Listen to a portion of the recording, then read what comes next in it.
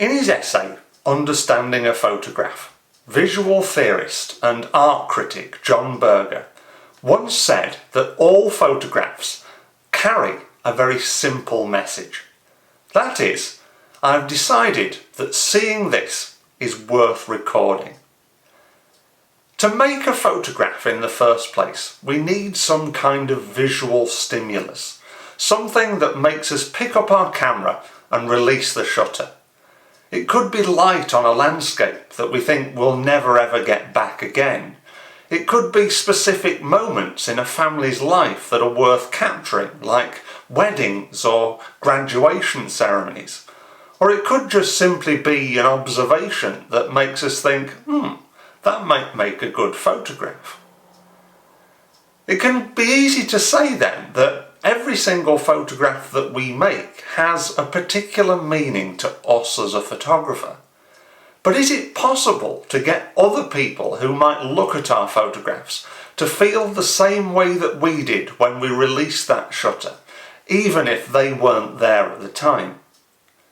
Join me for this latest philosophical delve into thinking photographically, as I ask the question, what do your photographs mean?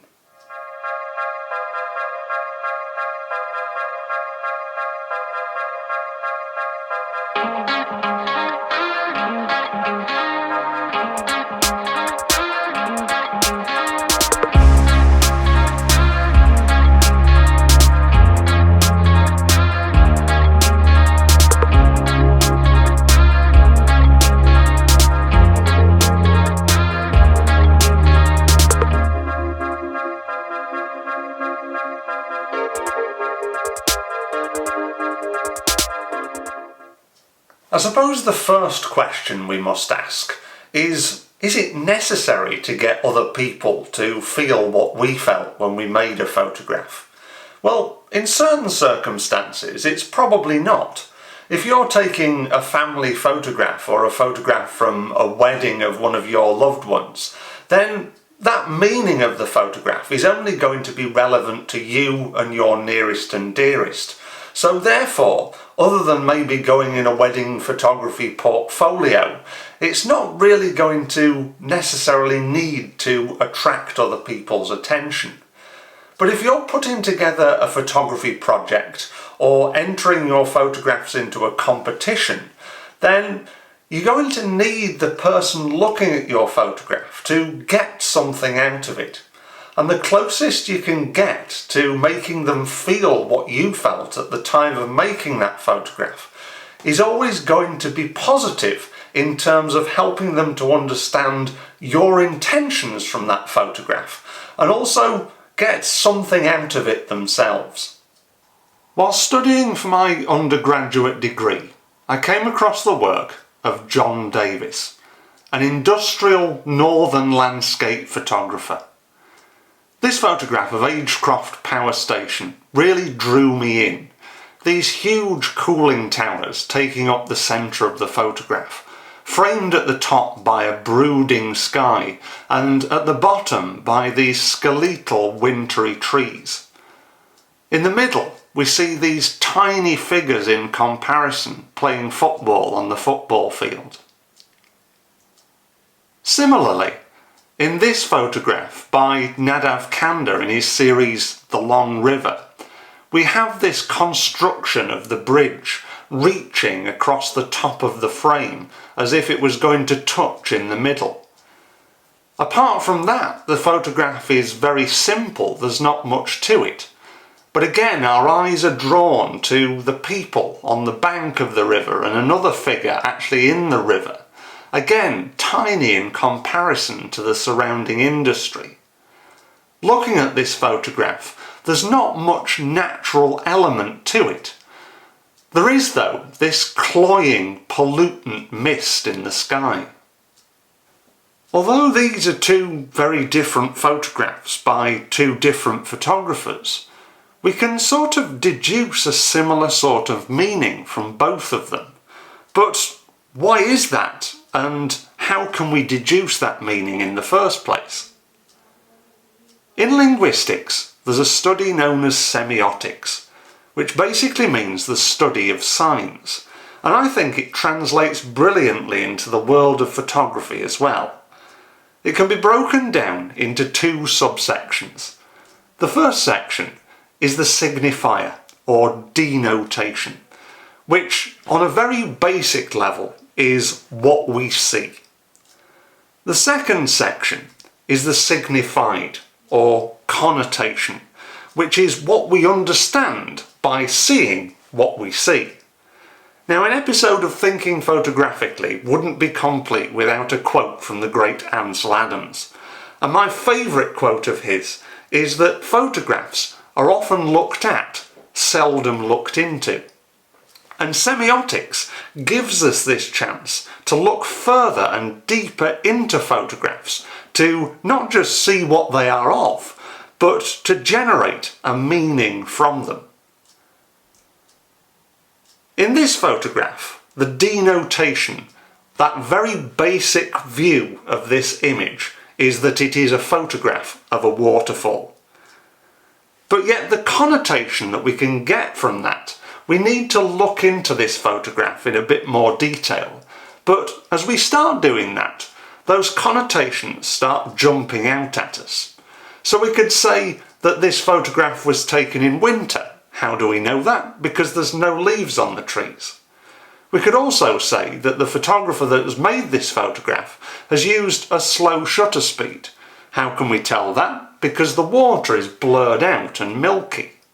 So the more that we look into photographs rather than just looking at them on that very superficial level, we can start to get out of them a lot more meaning and a lot more detail. So if we return to our two photographs that we looked at earlier on, the image by John Davis and the image of Andadav Kander, if we start to look at these on a very basic level, then the one on the left is a black and white photograph of cooling towers with people playing football on football pitches underneath them. If we look at the denotation on the right, we can say that this is a photograph of a bridge being built with some people fishing on the bank. But if we start to delve deeper into these photographs and look at them on a very similar level, we can start to bring out those similar connotations. So, in any photograph that contains human interest, because we are human ourselves, our eye is going to go straight to them, no matter what the scale of anything else in the frame is. So because the figures in both of these photographs are minute in comparison to the industrial structures around them, it makes us think that, wow, this industry must be humongous and really powerful, because it plays such an important part in the photograph and almost diminishes these figures to a much more minute part of the frame. If we look at the feeling or atmosphere that these photographs create, on the one on the left in the John Davis photograph, we've got this very brooding, moody sky. And in the one on the right, we've got this sort of yellow-tinged, pollutant look, because we associate moodiness with that sort of overcast, I wonder if a rain shower is coming through. And we also associate pollution with this sort of off yellowy greeny colour, which Andadav Kander puts across brilliantly in his photograph from the Long River. Instead of looking at these photographs on a very superficial level, just picking out the denotation of what this photograph is, we can start to delve much deeper into photographs and pick out little details that otherwise we would just subconsciously gloss over. However, our minds work much more cleverly. When we look at these photographs, all of those connotations just work themselves out in our minds because we have this cultural background knowledge of an understanding of the world in which we live. And sometimes relying on that as photographers is really important when trying to get a meaning across through our photographs. Okay, so applying the terms of linguistics to the making and looking at of photographs may seem a little overcomplicated, but you don't have to be a genius to understand and implement what we've been talking about in this video. All you need is a bit more thought when it comes to the making of your photographs, and rely a bit more on your understanding of daily life and what goes on in the wider world and our understanding of it. When I'm out on my photo walks, I'll often use what I call my jigsaw analogy, where I say that being a photographer is a lot like putting together a jigsaw puzzle. We're faced with hundreds, if not thousands, of pieces in front of us, and it's our job as photographers to put those pieces together to make a final, coherent, completed image that people who look at it are going to find visually attractive. This underpins the basic level of making a photograph, from the technical composition of the photograph to the exposing it correctly. We feel that if we achieve all of those things, we've made a good photograph. But what this does is it applies a lot of focus to the denotation part of what we've been talking about, simply what this photograph is of. It doesn't necessarily give you too much information behind the photograph. All it is doing is making it look pretty. But if we can add one tiny little element more to that process of making a photograph, so instead of thinking, if I place this element here, will it look good? If we think, if I place this element here, what will it mean? We start to shift our thinking about how we make photographs. We can still apply those thought processes on how to make the photograph look good.